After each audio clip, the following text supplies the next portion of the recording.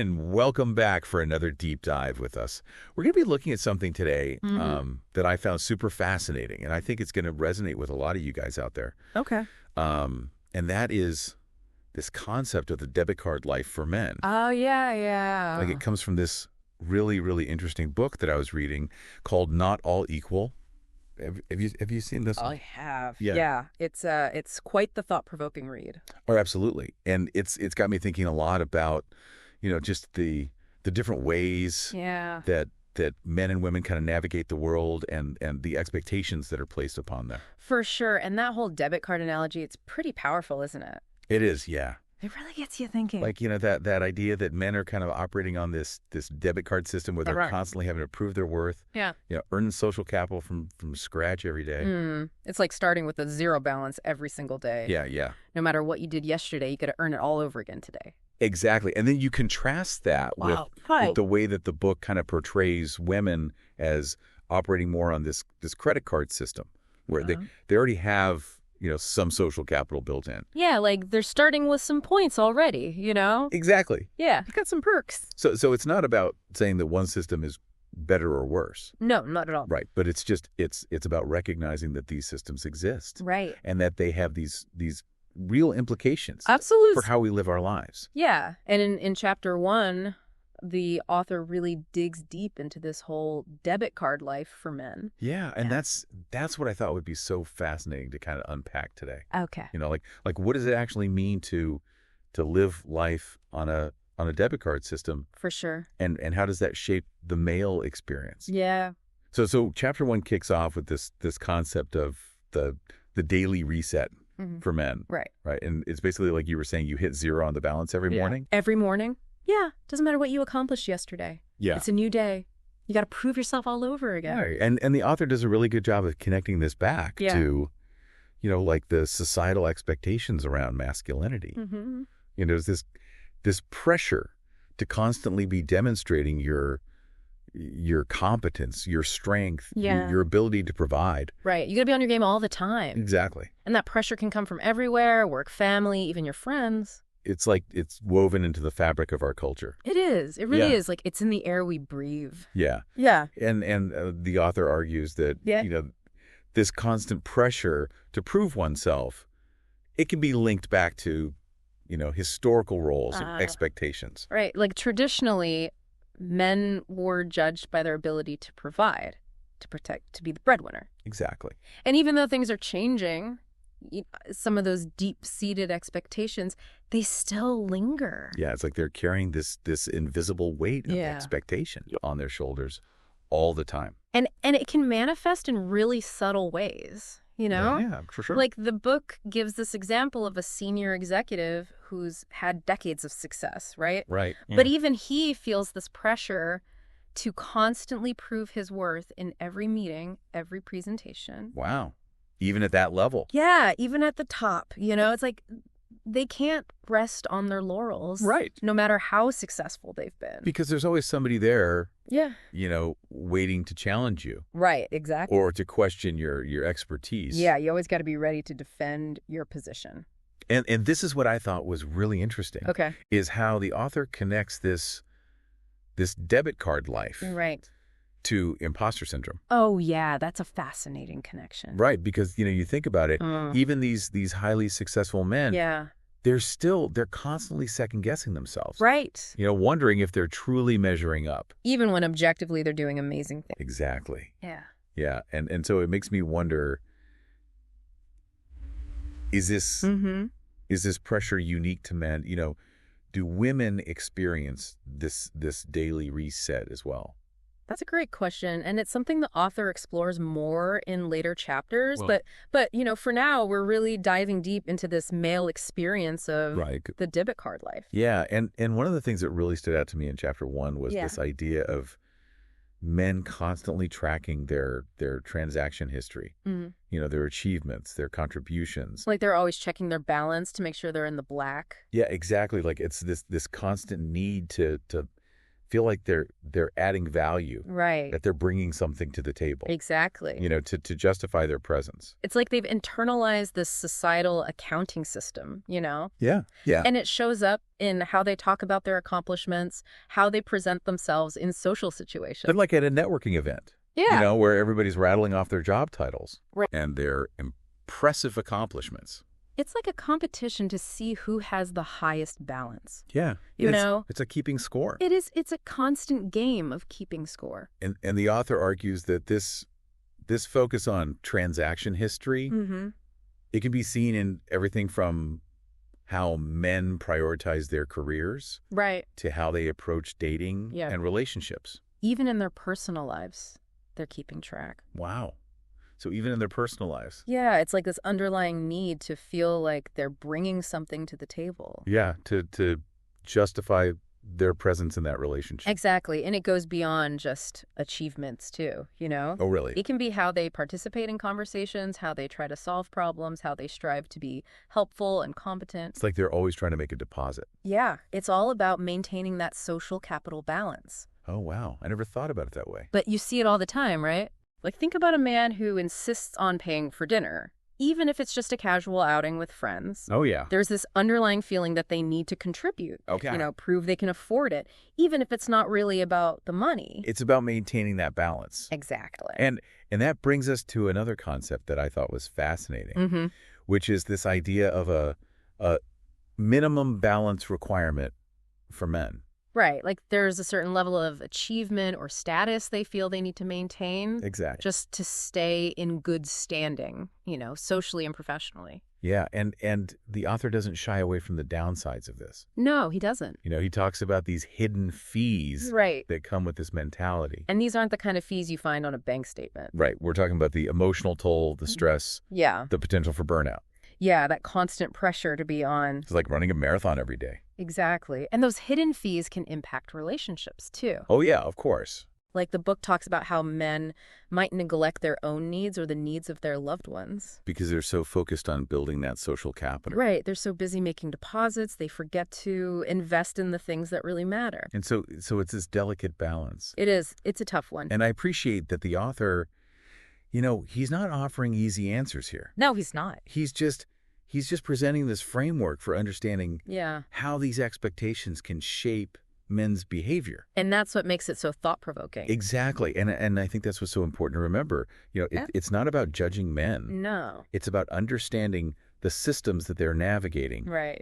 And how those systems, influence their choices and their behaviors. And understanding this debit card framework can help all of us. Oh, for sure. Men and women. Right. Navigate our social interactions with more awareness and empathy. Yeah, it's like getting a glimpse behind the curtain, Understanding the rules of the game so you can play it more strategically. Exactly. So, and that's what we'll be diving into, in the next part of our deep dive. Sounds good. We're going to look at some of the specific ways that this debit card life plays out. Okay. In different areas of men's lives. Looking forward to it. So stay tuned, folks. We'll be right back after a quick break. Welcome back. As we're talking about this debit card life, it's really striking how pervasive this need for validation can be for men. We talked about transaction history earlier, but in chapter 1, the author introduces this concept of the account statement, and I think that takes it even further. Okay, I'm intrigued. What's the distinction here?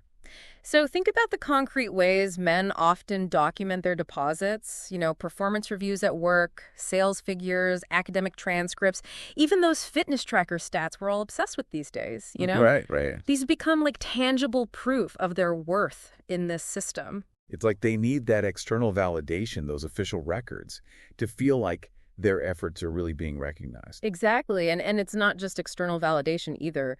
The book talks about these internal accounting systems that men develop, these mental ledgers where they're tracking their contributions. It's like they have different columns for professional success, personal growth, social impact, almost like a personal scorecard. So they're not just competing with others.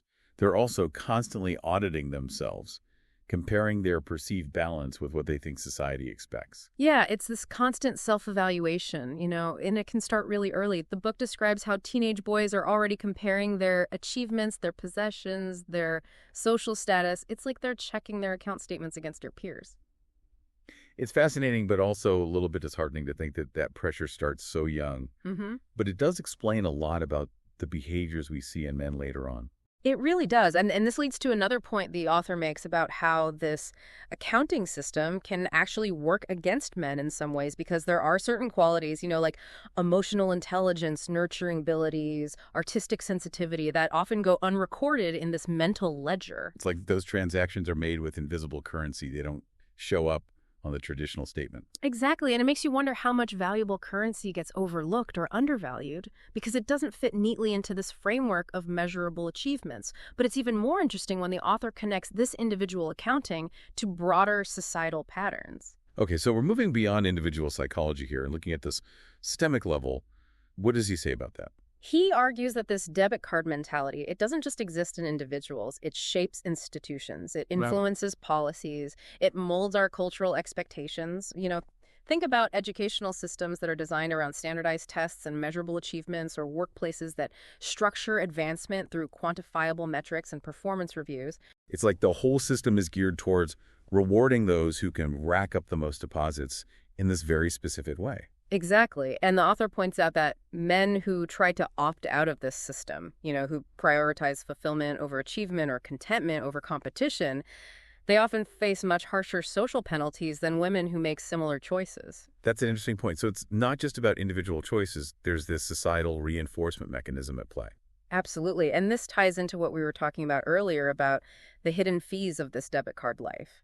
It's not just about stress and burnout. It's about the potential for social marginalization if men don't conform to these expectations. It's like this constant pressure to keep making those deposits to prove your worth or risk being left behind. Exactly. And that's one of the most important takeaways from Chapter 1, I think. The author isn't trying to demonize ambition or achievement. He's simply pointing out that this system exists, it has consequences, and we need to be aware of it. Because awareness is the first step towards making more conscious choices. And speaking of choices, one question that keeps coming up for me is, can men ever truly transition away from this debit card life? Can they ever reach a point where they're not constantly starting from zero? It's a question a lot of men grapple with, and it's something the author addresses in later chapters. But he suggests that as men accumulate achievements, they build a solid transaction history, they might gain access to certain credit-like features within the system. Intriguing. So it's like earning a higher credit limit based on a history of responsible debit card usage? Exactly. Imagine a man who has achieved significant success in his field, built a strong reputation, earned the respect of his peers.